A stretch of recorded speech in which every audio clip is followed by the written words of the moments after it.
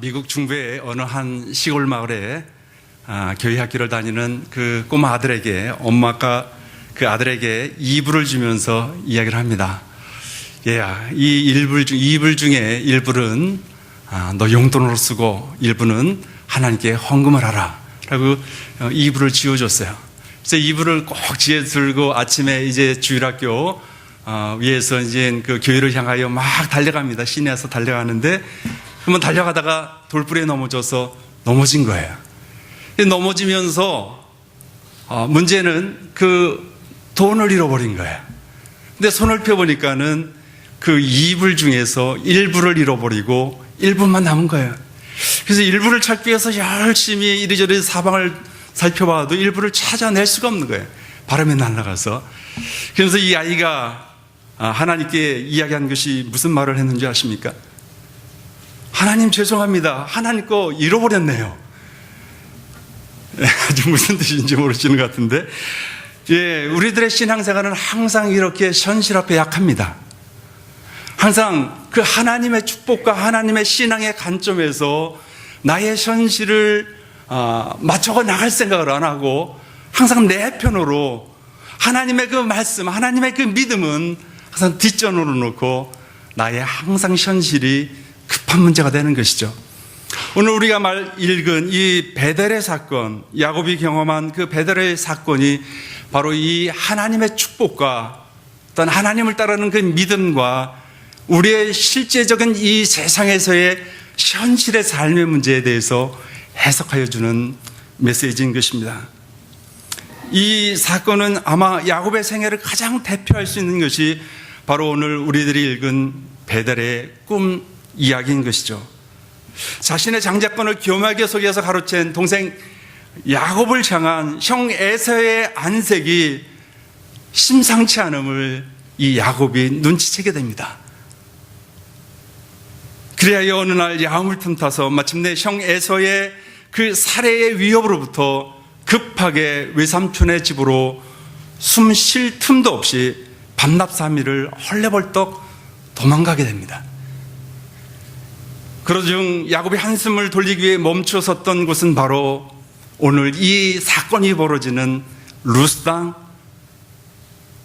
베델이라고 하는 그 광야 지역이었던 것입니다. 낮 동안에 그 광야의 그 내리쬐는 뜨거운 햇볕으로 인하여 야곱의 몸은 온통 땀 범벅이 되었습니다. 그리고 먼지로 대범벅이 된 지친 몸을 이제는 좀 쉬자 하고 털퍼덕 누웠습니다. 3일 만에 맛보는 안식입니다. 그러나 광야가 저녁이 되자 몹시 싸늘해지기 시작했습니다. 그래서 야곱은 낮 동안에 햇볕에 익은 돌을 하나 골라 추위를 녹이고자 그 돌을 껴안고 딴 돌베개를 삼아 참으로 오랜만에 지친 다리를 얻어보았습니다. 그러나 굶주림의 창자가 뒤틀려 도저히 잠을 이룰 수가 없었습니다. 그러나 그렇다고 이 광야에서 그 어떤 먹을 것을 찾는 것을 야곱은 포기해야만 했습니다.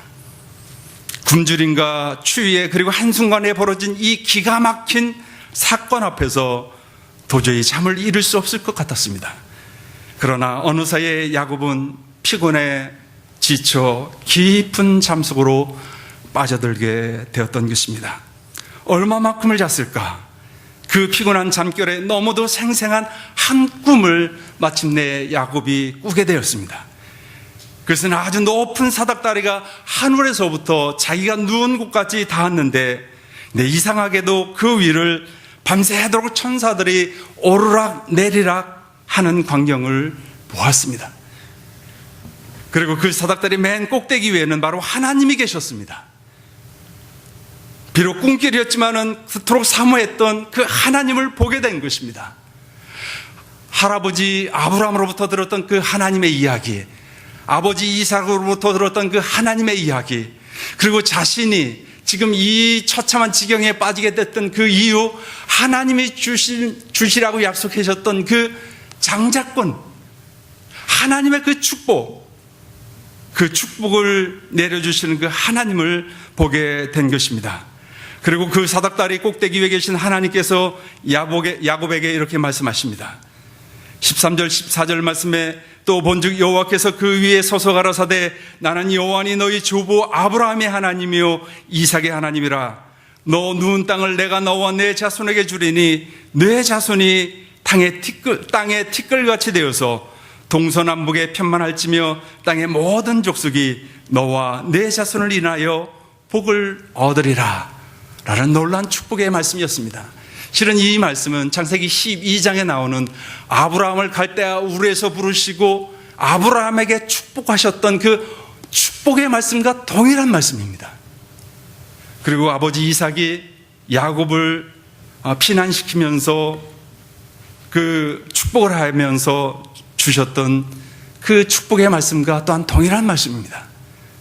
하나님께서 이 야곱에게 너에게 내려질 그 축복이 확실하다는 것을 컨포메이션 하여 주시는 것이죠. 확인시켜주는 사건입니다. 그러나 여러분, 문제는 여기서 그치지 않습니다. 하나님의 축복이 주어졌는데도 실질적인 야곱의 삶은 그렇게 전개되지 않았다는 데에 아마 저와 여러분들이 동일하게 경험하고 있는 그런 신앙생활의 갈등이 거기에 있는 것이죠.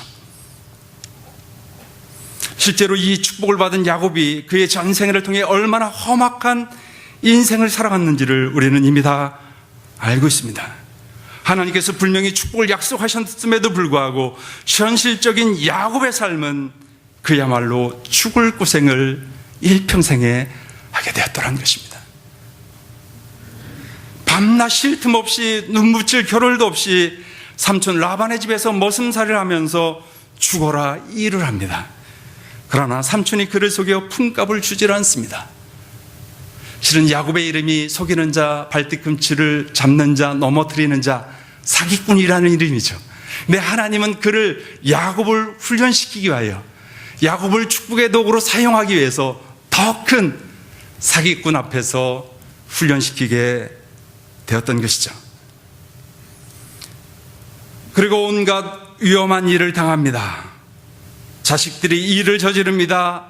하나밖에 없는 딸이 그만 강간을 당합니다. 첫째 아들이 정말 자신의 첩과 간통하는 사건이 벌어집니다. 그리고 자신의 가장 사랑하는 아내 라헬을 일찍 사별하게 보게 되게 됩니다.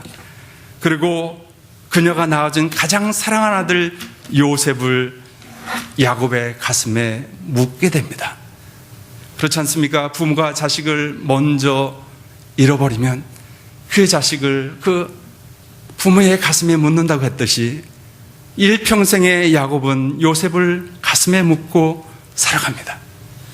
쓰라린 그 인생이 그의 인생 앞에 펼쳐졌던 것이죠. 이처럼 야곱의 인생은 참으로 눈물 없이는 들을 수 없고 볼 수 없는 한편의 드라마처럼 참으로 험악한 세월을 살았던 것입니다. 아마도 세상의 평범한 사람들의 인생과 비교하더라도 야곱의 생애는 하나님의 축복은커녕 오히려 저주를 받은 인생과 같아 보입니다. 그래서 애굽왕 바로 앞에 섰을 때에 야곱은 이런 말을 합니다. 창세기 47장 9절에 나와 있는 대로 내 나그네 길의 세월이 130년이이다.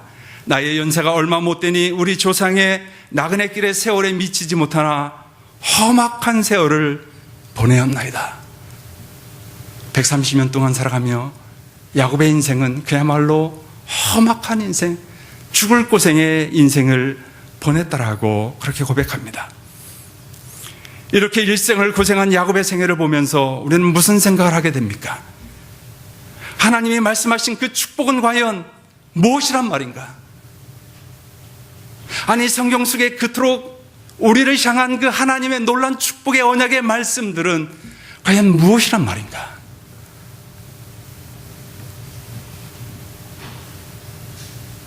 그래서 이러한 하나님 백성을 향한 하나님의 축복과 이 세상에서의 현실적이란 삶의 차이점을 해석해 주는 것이 바로 오늘 야곱의 꿈 이야기라는 것입니다. 오늘 이 야곱의 꿈 이야기는 실은 유대 랍비 신학자들에게는 엄청난 중요성을 갖는 말씀입니다. 그들의 랍비들의 창세기 주석에 길게 서술이 되어 있는데 거기에 오늘 야곱의 꿈 이야기를 이렇게 확대하여 기록하고 있습니다. 한번 들어보십시오. 야곱이 그의 형을 속이고 어머니의 고향으로 급히 도망을 갈 때 천사들이 동행해서 보호하고 있었다. 베델에 이르러서 야곱이 잠이 드니까 천사들이 하늘에 올라가서 다른 천사들에게 말하기를 빨리 내려와서 지상에 있는 잠자고 있는 야곱을 한번 보아라 라고 외쳤다라는 것입니다. 그러자 천사들이 앞을 다투어 천상에서 내려와 자고 있는 야곱의 얼굴을 보고 올라갔다라고 적고 있습니다. 그런데 여러분, 왜 천사들이 앞을 다투어 야곱의 얼굴을 보기를 그토록 원했을까요? 그것은 하늘의 궁전 하나님의 어자에 야곱이 앉아 있었더라는 것입니다. 천사들이 이 야곱을 보기를 원했으나 보지 못했다라는 것입니다. 너무나 거룩한 존재였기 때문에, 마치 하나님과 방불할 정도로 거룩한 존재였기 때문에 야곱을 차마 볼 수가 없었다는 것입니다. 그래서 천사들이 야곱의 얼굴을 한번 보기 위해서 저녁 내내 오르락 내리락 했다라는 것입니다.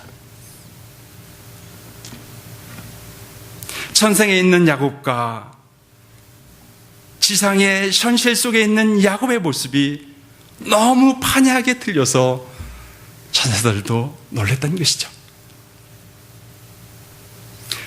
지상에 잠자고 있는 야곱은 바로 천상의 야곱의 모형이라는 것입니다.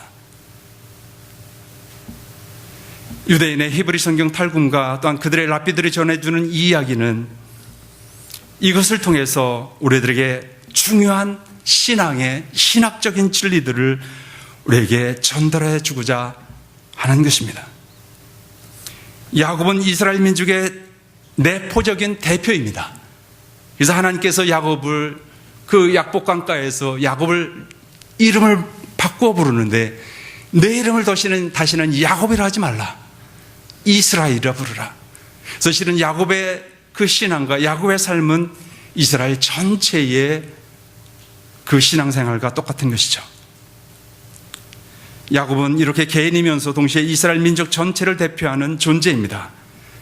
그래서 성경의, 구약 성경에 누누이 말씀하고 있는 나는 아브라함의 하나님이요 이삭의 하나님이요 야곱의 하나님이다 라고 하나님께서 자기의 이름표에 그 명함에 그 이름을 두는 것입니다. 또한 야곱은 오늘날 하나님의 모든 백성의 대표입니다. 그러므로 야곱의 이 꿈 이야기는 오늘날 하나님을 믿는 저와 여러분 모든 성도들의 이야기이기도 한 것입니다. 그래서 야곱의 꿈 이야기가 오늘날 신앙의 삶을 살아가는 저와 여러분에게도 너무도 중요한 진리들을 전달해 주고 있는 것이죠. 야곱의 꿈 이야기가 주는 그 신학적인 메시지는 이것입니다.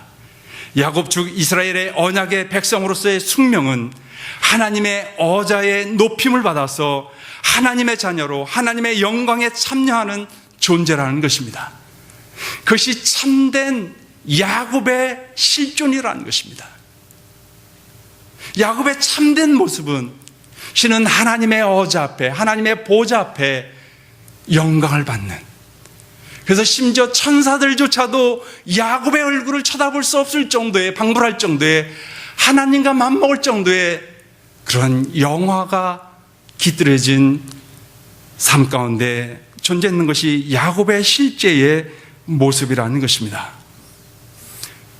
그러나 그의 이 땅에서의 현실은 지금 자기 형역에 쫓기는 신세로 지금 방황하고 있다는 것입니다. 먹을 양식이 없습니다. 입을 옷이 없습니다. 헐벗었습니다. 그리고 지금 추위에 떨고 있습니다. 거처가 없습니다.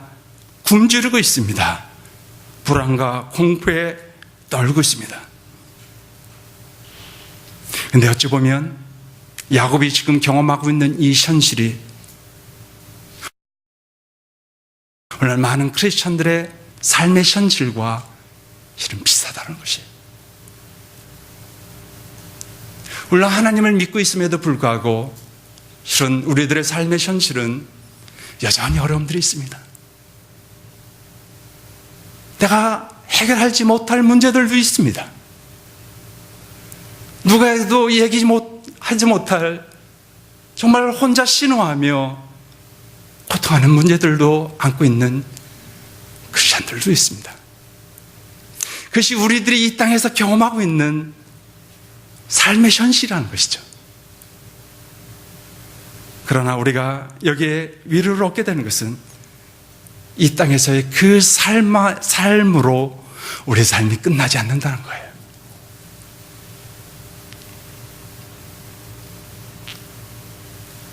야곱도 얼마나 다급하고 얼마나 위협을 느꼈으면은 하나님을 보았는데 그가 하나님께 소원하여 요구하는 사항을 여러분 들어보십시오. 20절에 그렇게 말합니다.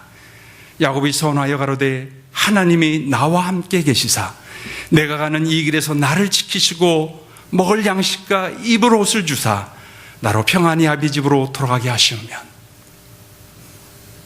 내가 하나님을 예배하겠습니다. 내가 하나님을 섬기겠습니다. 내가 얻은 모든 소득의 11조를 하나님께 바치겠습니다. 라고 소원을 합니다. 이것이 야곱이 처한 삶의 현실인 것이죠. 하나님이 놀라운 축복을 지금 그에게 주고 있지 않습니까? 너를 통하여 온 세상의 모든 민족들이 너를 통하여 복을 얻겠다라는 거예요. 너의 뿌리를 통하여 복을 얻겠다라는 거예요. 근데 야곱은 그 먼 것까지를 보지를 못합니다. 지금 당장 자기 앞에 닥친 그 현실, 불안합니다. 콩패 떨고 있습니다. 추위에 떨고 있습니다. 광야의 맹수의 위험에 불안해합니다. 그러다 당장 배가 굶주렸습니다. 옷이 헤어져서 춥습니다. 거처할 집이 없습니다. 그것이 하나님의 축복을 받은 야곱의 현실의 삶이라는 거예요. 여러분, 그렇습니다. 역사적으로 보면 이스라엘 백성들은 숱한 고생을 경험하게 됩니다. 하나님의 축복을 받은 백성임에도 불구하고 애굽의 노예로 430년 동안이나 비참하게 살아갑니다. 노예의 후손으로 태어나여 노예의 자식으로 살아갑니다. 몇 세대들을 노예의 세대로 살아가게 됩니다. 그리고 바벨론의 포로로 끌려가게 됩니다. 로마 사람에 의하여 처절하게 짓밟히고 있는 것이 하나님의 축복을 받은 이스라엘 백성들의 현실인 것입니다. 지금도 이 조그마한 이스라엘 나라가 거대한 아랍의 이슬람 세력에 계속해서 위협을 당하고 있는 것이 현실인 것이죠. 여러분, 이렇게 현실은 이방 민족으로부터 짓밟히고 살고 있지만, 그러나 종말에 하나님의 때에 하나님의 어자에 높임받아서 그 하나님과 교제하고 하나님의 영광에 참여하고 하나님의 신적인 삶 영상에 참여하는 이스라엘의 숙명을 마치 한 편의 드라마와 같이 우리에게 생생하게 그려주고 있는 것이 바로 야곱의 꿈 이야기인 것입니다. 그래서 이 야곱의 꿈 이야기를 통해서 하나님을 믿는 신앙을 북돋워 주고 있는 것입니다. 어떠한 너희들의 삶의 현실 속에서도 결단코 여호와 하나님을 믿는 그 신앙을 저버리지 말라는 것입니다. 하나님은 그 속마음까지도 다 벌리셔서 다 보여주십니다. 어찌 보면 하나님의 수치일지 모르겠어요. 하나님의 축복을 받은 그 백성들이 이 땅의 현실의 삶 가운데서 고난과 고통 가운데 있는 것은 달리 생각하면 하나님의 수치입니다. 하나님의 이름이 모욕을 당하는 것이죠. 왜? 하나님을 예배하는 백성들이 고난 가운데 있으면 세상 사람들이 손가락질하지 않겠습니까? 실질적으로 가난한 사람들이 손가락질했습니다.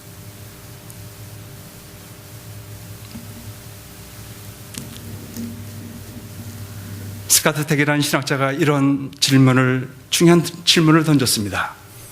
우리의 신앙생활은 장미꽃 침대인가 아니면 가시 침대인가 라고 말입니다. 여러분들은 여러분들의 신앙생활에 대해서 무엇을 꿈꾸고 계십니까? 여러분들은 하나님을 믿는 그 신앙을 통해서 무엇을 이루시기를 원하십니까? 여러분들은 어떠한 삶을 살아가기를 여러분들은 계획하고 꿈꾸고 그리고 오늘도 살아가고 계십니까? 여러분들의 인생은 어떤 목적을 갖고 있습니까? 가시가 없는 장미를 생각할 수 없듯이 우리들의 신앙생활에도 우리를 찌르는 가시가 반드시 있다라는 것입니다. 그것이 성경이 이야기하고 있고요. 그리고 저와 여러분들이 지금 현실의 이 세상의 삶 가운데서 경험하고 있는 것입니다. 어떤 사람들은 이러한 문제들 때문에 하나님을 저버리고 세상으로 간 사람들도 너무도 많은 것이죠. 이러한 이야기가 있습니다. 아마 여러분들도 혹 들으신 분이 계실 줄 모르겠습니다. 미국에 이민 와 살고 있는 어느 중년의 한국 여성이 어느 날 어느 목사님을 찾아와 상담을 하면서 이런 말을 했습니다. 목사님, 제게도 소망이 아직 남아 있습니까? 목사님 그렇게 생각하십니까? 영문을 모르고 사정을 잘 모르고 계신 목사님께서 대답하십니다. 사정은 잘 모르겠지만 희망을 놓치지 마세요. 하나님을 믿으니 반드시 소망의 날이 올 것입니다. 용기를 내세요. 라고 위로의 말을 건네주었습니다. 여인이 말을 이어갑니다. 저희 가정은 미국에 이민 와 고생하여 이제 좀 먹고 살만한가 했는데 그만 남편이 어느샌가 바람이나 그만 집을 내팽긴 채 떠나가 버렸습니다. 그러고 나서 얼마 안 되어 저는 유방암까지 걸려 양쪽 가슴을 다 도려내어야만 했습니다. 그래서 이제는 그나마 일도 할 수 없습니다. 아들은 고등학교도 다 마치지도 못한 채 방하다가 지금 감옥 속에 갇혀 있습니다. 얼마 전 그 아이를 면회하러 갔는데 그는 나에게 이렇게 말합니다. 아버지, 그 새끼 만나기만 해봐. 내가 죽이고 말 거야. 라고 이를 갈고 있습니다. 그리고 제 딸애는 대학교도 다 못 마치고 한 남자를 만나 그만 아기를 낳고 살더니만 그나마 이혼하고 말았습니다.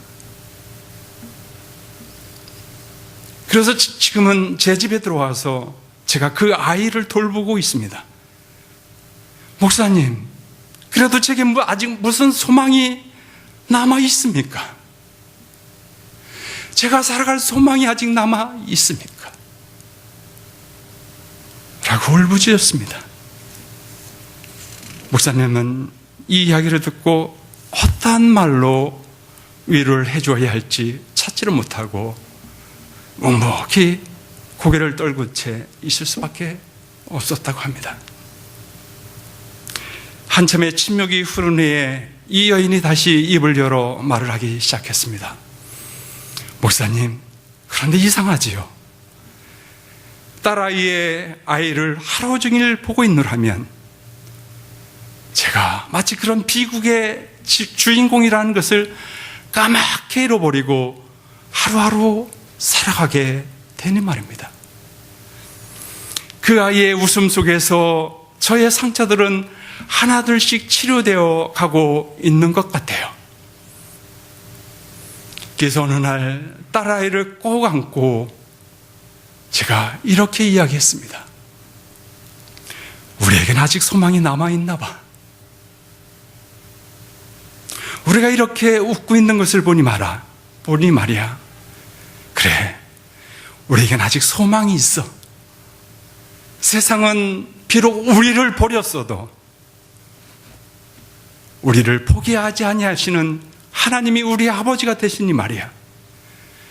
그리고 우리에겐 더 이상 고통과 괴로움이 없는 곳 천국이 있잖아.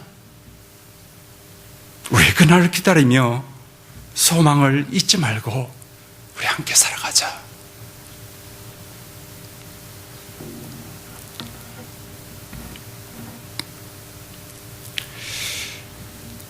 여러분들의 삶의 현실은 어떠합니까? 오늘날 너무도 많은 현대 크리스찬들이, 얼마나 많은 크리스찬들이 기도하기를 포기했는지 모릅니다. 더 이상 기도하지 않습니다. 왜? 하나님에게 실망했기 때문에. 아니, 하나님, 내가 하나님을 믿는데 내 삶의 현실이 이것이 무엇입니까? 기도해도 소용이 없네요. 하나님 믿어봐도 소용없네요. 봉사를 해봐도 소용이 없네요. 하나님, 저 이제 실망했습니다. 그래서 더 이상 하나님에 대해 기대하지 않습니다. 어떠한 것도 요구하지 않아요. 그저 썬데이 크리스찬으로 천국은 가야 하니까 그것으로 만족하며 살아가는 얼마나 많은 그 천대의 그 등을 돌린, 하나님께 등을 돌린 크리스찬들이 얼마나 많이 있습니까? 여러분, 그래서 하나님은 너무 마음이 아프십니다. 하나님은 오늘도 야곱의 삶을 목격하듯이 저와 여러분들의 삶을 보고 계십니다. 하나님이 우리를 내버리신 것도 아니시고, 하나님이 저와 여러분들을 그냥 방목한 것도 아닙니다. 야곱의 전체의 삶을 통해서 보면은 실은 야곱이 오랜 세월을 뺑 돌아가서 하나님 앞에 약국강가에 섰을 때 보니 하나님이 그가 진정으로 축복을 받을 인생으로 야곱을 빚어가셨던 것입니다. 야곱은 사기꾼이었었어요. 한 집안에서 장자권을 내가 갖겠다라고 형을 속인 사기꾼이었었어요. 그리고 자기가 한번 멋지게 그래도 살아보겠다라고 삼촌 나바라 집에서 눈코 새 없이 밤낮으로 정말 열심히 일했던 사람이었습니다. 그래서 어느 정도 부도 늘었습니다. 그러나 그 모든 삶의 과정들을 통하여서 하나님은 그를 진정으로 축복을 그냥 주어진 것이 아니라 그의 인격이, 그가 하나님 보시기에 하나님의 축복을 진정으로 받아 누릴 수 있는 그 신앙의 경지로, 그 신앙의 인격으로 그를 훈련시키고 다듬어 가셨다는 것입니다. 아마 저와 여러분들도 분명히 그런 한 과정 속에 우리가 있다는 것을 우리가 인정해야 할 것입니다. 여러분, 다시 한번 하나님을 향하여 기대하십시오. 하나님께 요청도 하십시오. 하나님을 향하여 울부짖기도 하십시오.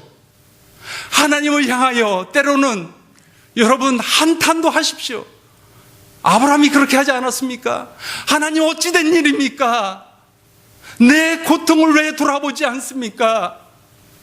하나님이 계시긴 하십니까? 하나님, 왜 내게 침묵을 하십니까? 내가 눈물로 내 침상을 띄우는 것을 하나님 보시지 않습니까? 내게 응답해 주세요. 나를 보세요. 라고 여러분들의 이 세상의 삶의 현실의 삶을 살아가면서 나는 여러분들의 어려움과 고난과 고통을 여러분 하나님께 다 말씀하십시오. 누구에게 이야기하겠습니까? 여러분들의 어려움과 고난과 고통들, 어려움들을 여러분 누가 들어주겠습니까? 하나님은 그 모든 고난과 고통을 다 받아주시기를 원하시고, 다 이해하시기를 원하시고, 그 고통 너머에 더 큰 축복을 하나님은 주시기를 원하시는 분이십니다. 여러분, 그러므로 사랑하는 성도 여러분, 그렇습니다. 하나님을 향한 소망을 결코 여러분 포기하지 마십시오. 하나님을 향한 기대를 여러분 결코 포기하지 마십시오. 하나님이 우리에게 주신 꿈들을 여러분 절대 포기하지 마십시오.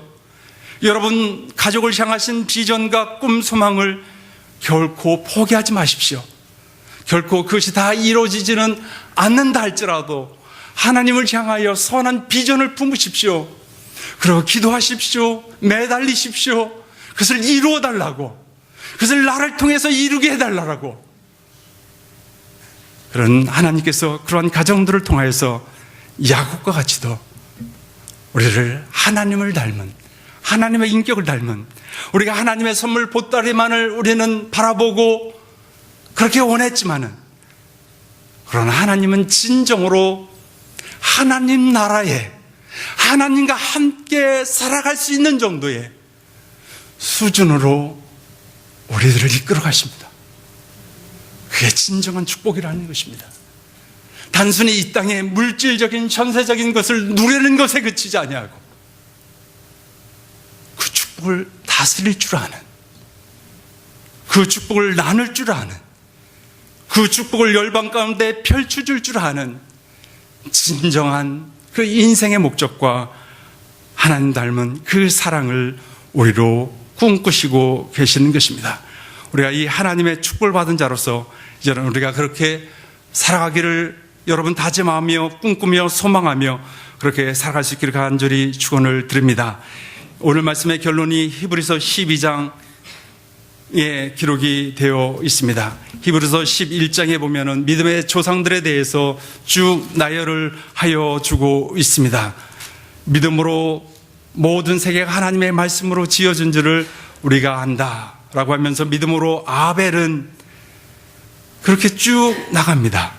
믿음으로, 그 다음에 아브라함은, 그 다음에 믿음으로 사라는, 믿음으로 이삭은, 믿음으로 야곱은, 믿음으로 요셉은, 믿음으로 모세는 장성하여 바로의 공주의 아들이라 칭함을 거절하고 도리어 하나님의 백성과 함께 고난받기를 잠시의 지하의 낙을 누리는 것보다 더 좋아했다라고 하는 것입니다. 그러면서 그 믿음의 조상들의 그 이야기를 11장에 쭉 나열을 하면서 12장에 그 이야기의 결론을 결론을 맺습니다. 히브리서 12장 1, 2절 말씀에 이러므로 우리에게 구름같이 둘러싼 허다한 증인들이 있으니 모든 무거운 것과 얽매이기 쉬운 죄를 벗어버리고 인내로써 우리 앞에 당한 경주를 경주하며 믿음의 주요 또 온전케 하시는 이인 예수를 바라보자. 그 믿음의 조상들을 쭉 읽어가면서 예수님을 맨 끝으로 결론적으로 나열하고 있습니다. 예수를 바라보자. 저는 그 앞에 있는 즐거움을 위하여 십자가를 참으사 부끄러움을 개의치 아니하시더니 하나님 보좌 우편에 앉으셨느니라. 야곱이 이 땅의 현실의 삶은 비록 눈물 어리고 고통스러운 삶을 살아가지만 야곱의 하나님 백성으로서의 실제의 모습은 하나님 어자 앞에 하나님과 방불할 정도의 영광이 있는 모습입니다. 예수님도 이 땅에 살아가는 동안에 온갖 고난과 고통의 삶을 살아가고 그것을 부끄러워하지 아니하고 부끄러움을 개의치 아니하시더니 어떻게 되었다고요? 하나님 보좌 우편에 앉으셨느니라. 3절에 계속 이야기합니다. 너희가 피곤하여 낙심치 않기 위하여 죄인들의 이같이 자기에게 거역한 일을 참으신 자를 생각하라. Fix your eyes on Jesus. 예수를 바라보라. Fix your thought on Jesus. 예수를 생각하라. 여러분, 우리가 살아가는 동안에 오직 예수를 바라보고 예수를 생각함으로 인하여 우리가 이 세상 속에 살아가며 세상의 현실 앞에 우리의 믿음이 굴복되어지지 아니하고 무릎 꿇어지지 아니하는 그 하나님의 자존심을 가지고 우리 앞에 당한 모든 믿음의 삶을 야곱같이 다 싸워 승리하며 하나님께 영광 돌리며 축복을 누리는, 단 축복을 나눠주는 축복된 여러분들의 삶이 되어질 수 있기를 간절히 축원을 드립니다. 아버지 하나님 감사합니다.